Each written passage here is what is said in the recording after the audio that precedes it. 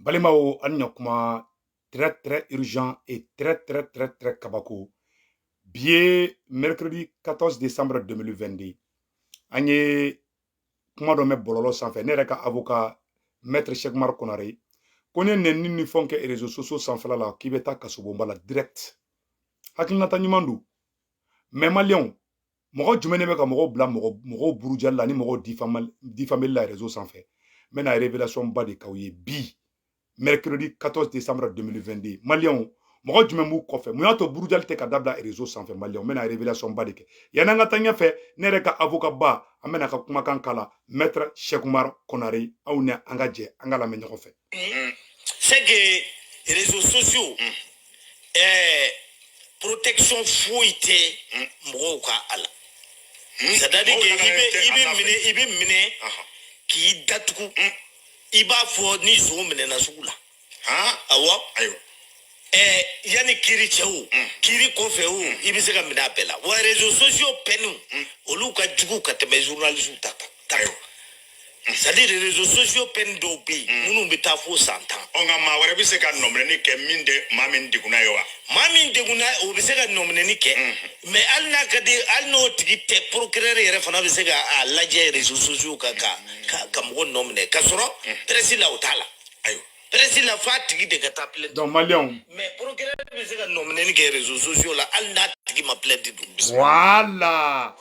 Hali n'a tigi ma plainte don ko procureur bɛ se ka nɔminɛli kɛ réseaux sociaux la maliyɛnw yan'an ka taa ɲɛfɛ mun y'a to burujali tɛ dabila réseaux sociaux sanfɛla la Seku Tunkara bɛna sɛgɛrɛ fɔ aw ɲɛna bi d'abord ne Seku Tunkara fa nena kan ba neni réseaux sociaux kelen sanfɛla la foyi ma bɔ a la maliyɛnw bɛna révélation ba de fɔ Mali justice taabolo la mun bɛ ka kɛ Mali kɔnɔ nin bɛ ka ne la yɛlɛ de quoi a bɛɛ ni Ala na kira cɛ ne Seku Tunkara fa nena kan ba neni maliyɛnw maa bolo maa minnu bɛ Bamakɔ kɔnɔna na dɛ mais foyi ma bɔ a la ne e bɛ transition in fɛ dɔrɔn ni e ye erreur kelen kɛ dɔrɔn i bɛ t'i yɛrɛ sɔrɔ kasoboba la hali n'u tɔgɔ ka bilali na chantage caman b'a kɔnɔ mais an tɛna n da don o la et il y a beaucoup de complices au sein de cette transition maa bɛ transition ko in na maa dɔw bɛ transition in kɔnɔ olu bɛ nin baara jugu in na o de kosɔn an ko président ma n'i ye fanga ta kana a kɛ k'i b'i somɔgɔ dɔw gɛrɛ i la i bɛ taa sɔrɔ olu bɛ parti dɔw la minnu ye Mali ci a bɛna fɔ n'i y'a ye u dɛsɛlen bɛ ka fara Adama ni a ka dérivé la dɔwɛrɛ tɛ parce que u yɛrɛ somɔgɔ caman b'a la bon n'i y'o kɛ san dɔrɔn i bɛ coron di bon ni coronna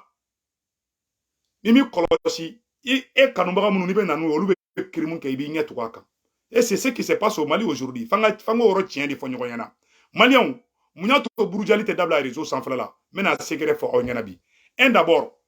burujalikɛla minnu bɛ réseau yɛrɛ sanfɛla la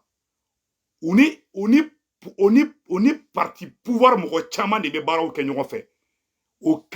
o kɛra régime fɛn fɛn tɛmɛna a régime bɛɛ burujalikɛlaw dɛmɛ awa burujalikɛla ninnu wari min b'u kun a tɛ fasoden ɲumanw kun dɛ n b'o fɔ an ɲɛna dɛ u talen bɛ en charge ils sont très bien traités quoi est-ce que tu vois ma fɔ n ka bɛɛ dɛ ni minnu bɛ waribatigiw ni waribatigiw t'u kɔ i bɛ taa sɔrɔ fanga yɛrɛ kɔnɔna mɔgɔ dɔw b'u entretien kɛ ala a burujalikɛla caman bɛ o de kosɔn burujali in tɛ se k'a dabila ne y'o ye o b'a kuma fɔ ne nin tɛ kɛ réseau sanfɛ bilen a bɛ taa ne bɛ yɛlɛ kuma in na pour vous dire que u bɛ ka kuma min fɔ a bɛ ne la yɛlɛ ne ka avocat de bɔra ka kuma a ye tiɲɛ de fɔ j'ai beaucoup de respect pour Cheikh Oumar Konare ne ka avocat de don c'est un grand avocat je le respecte et puis a ye tiɲɛ de fana fɔ quoi mais u bɛ kuma minnu fɔ n'u bɛ mun kɛ ani fangatigiw bɛ mun kɛ o tɛ kelen ye quoi maliyɛnw ne Seku Tunkara nɛnina réseaux sociaux kelen sanfɛ hali sɛ ma b'a fan kan moi qui suis un grand défenseur awa mɔgɔ wɛrɛ tɛ ka burujali ka a tasuma lɔgɔkutun don dɛ fanga tigiw ani minnu bɛ fanga contre la o maa filaw de bɛ ka kɛ surtout les politiciens maliyɛnw n bɛna a preuve yira u la k'a fɔ ne Seku Tunkara fa nena kan ba neni réseau in sanfɛ procureur minnu degelen bɛ autosaisie la olu m'o mɛn dɛ mais a kɛra caman ka tribunal daw yɛrɛ la an ka kuma lamɛn maliyɛnw ne fa ni ba nena aw ni an ka namɛn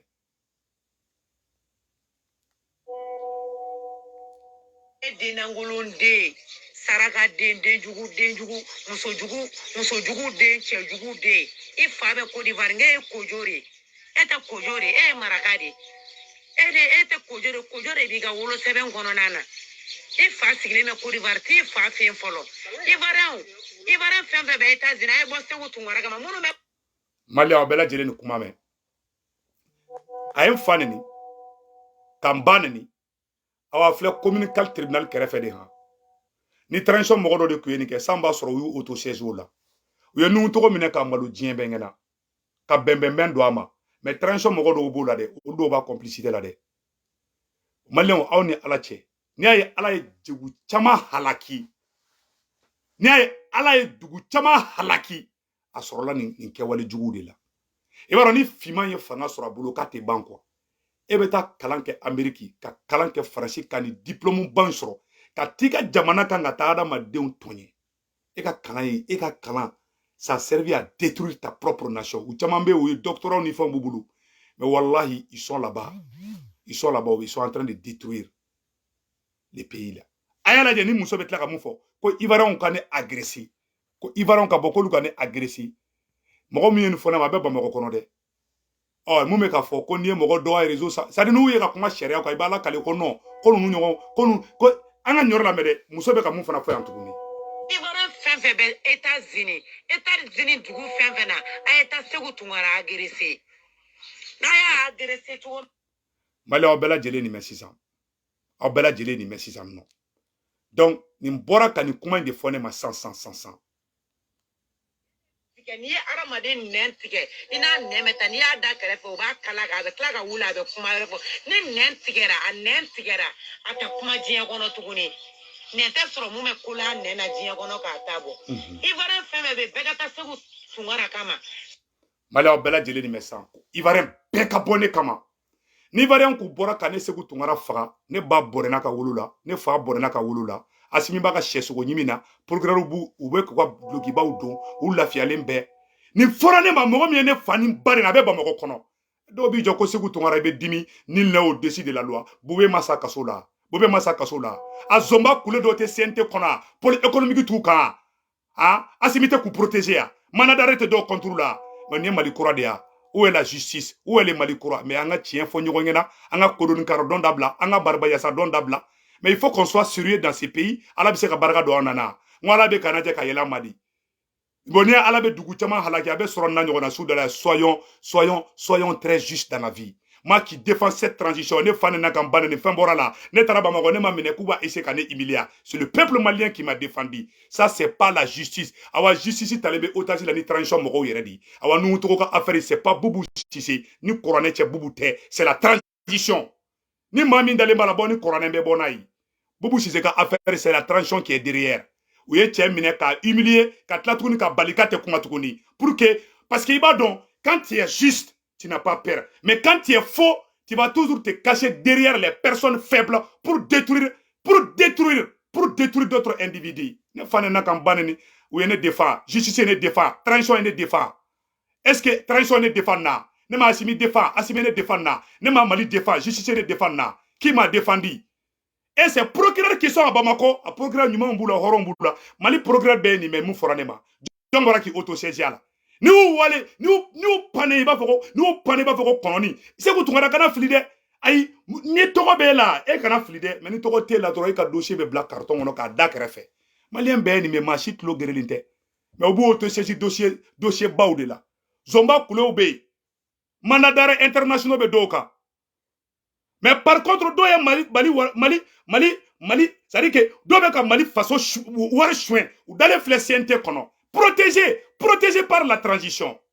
Et quand on m'a ni ne makuka au koroka foka fondé, ne Malien janfa.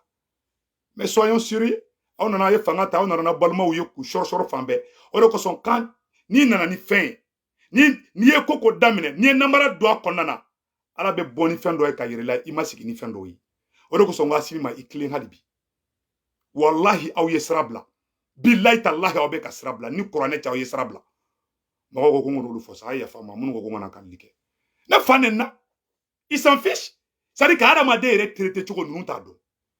k'i traité comment prendre soin de la c'est à dire anw de bɔra Amérique kɔnɔ ne Segu Tunkara mais abla c'est à dire ni bɛ kasi kuma dɔ la quoi mais mun de bɛ nin kan bon n'i y'a ye faso n'i y'a ye ala ye farafin halaki k'a bila siya bɛɛ kɔ c'est l'injustice an bɛ kɛ ɲɔgɔn kɛ yɛlɛyɛlɛna de ye an bɛ ɲɔgɔn kɛ c'est à dire que populisme in tɛ jamana jɔ quoi i ŋanige n'a ka ɲi i ni ala bɛ ɲɔgɔn bolo ala t'i malo mais me kuma kelen fo transition mo nyena obe kana nan balman ndi ko Assimi ka progrès munu me ka mogo tonye ka bonu e bamako kono ka tu bla dugo la Assimi desele mbola mais pourtant Assimi e fait minon Assimi atete e fenga ibeka minon ama dese ka ibeka minon muna teni mogo fla de sarak kasola depuis toye mun dara adamadenw kan ni justice bolo bingani mun kera adamadenw kan ni justice klela depuis ala ka Mali da ama ke atete klela ama ke Alpha klela mais bloqué ko laisse Assimi tranquille et bloquera na Assimi toko te fo John toko be fo mogo be ka tonye dongo do atloba la okumala asigile nyata la aseba e ka mogo munu be ka bingani walo ke depuis ni fanga in sorola mogo fla de sarak kasola Malien boube sarak kasola kele flana sitakili mere minele oni do minala nyogo fo fana sara kasola a bafle jigila tege ya faga kasola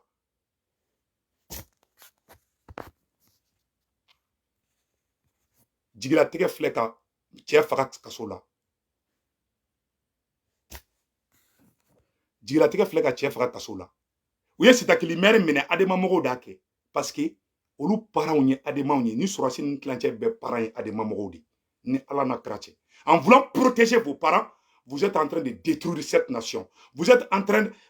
de salir l'image de cette belle nation en voulant protéger vos parents. En voulant les protéger. Parce que vos parents be ademani RPMundi. Ayala de tonyelim be kada korsena ou kan kuchala. Par les cousins directs du président Assimi. Et nem be kan yere faka transition. Ablay Maïga na domina kana discours sur la nation zinna. Amérique polisu kumana ne menew. On est bora de ngaye mine ka taga ayem faga yerdi ante frasi fait anya marchi ke ka Amérique loi violé ka taga jo fo Nations Unies dala anyo ke ka belabo pour défendre le Mali au prix de notre sang mais jamana uta doye quoi uta doye o mais ne fani bane ne flem mo langolo bolo ou be ba me ko kono abeta nu to mine ko humilier abe ka yere de protéger auté ka protéger anna saraka stratala mais n'oublions pas ka foko ala be quoi ayala de tenir mon fonema ay procureur du même bolé qui autosaisine na et ambe ga nyogo bloku ko justice ni de justice awa ga digi procureur na koy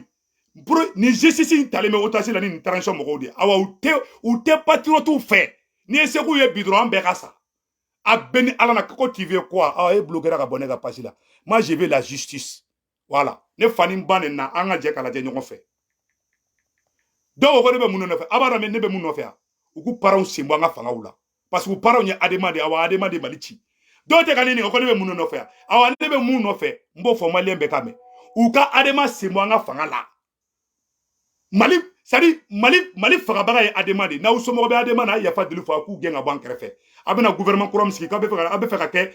partager des gâteaux di na ya ke amba photo be ira awa ambe boto amba photo ni malien be na et puis n'oubliez pas que ne be ka kuma mu fo Djembe Kloba n'a quoi. Avec la fin fait qu'il bilay tala ça va se retourner contre vous. Moi je ne suis pas content de. Voilà. Malien anga nyoro la main. Ne fan na kane banani ne m'a protégé Mali justice bolo, ne m'a protégé transition bolo. Ça veut dire que ali yere faga jamana nyate doyi. Aya anga la main. Ne fani mbane na aya la main. Denangolonde saraka den jugu muso jugu den che jugu de. Ifa be ko di varnge ko jori. Eta kojore marakadi ete kojore biga wolo seben kono nana e fa signe na kodi varti fa fen folo ibaran fembe be eta zina e bosse wutu ngaraga ma mono me faransi abela de la ko beka bonne contrôle la ko ibaran beka bonne contrôle la ay ngor la mede ibaran fembe be eta zini dugu fembe na eta se wutu ngara agirisi abela de le ame. Non, on parle de la justice. On est théâtre boy. On est là, on est théâtre boy. On est justice. On est justice. La personne qui dit ça est à Bamako. Nous, pendant qu'on a qui n'auront nous tout la glogibala, il va là qu'elle connaît quoi tu es fraleke. Eh, non, on est diminué non de. À chaque fois, on est justice quoi comment frère on est kerbe bloqué de quoi. Kerbe, nous soube tient quoi casser. Ça dit que nous soube tient quoi.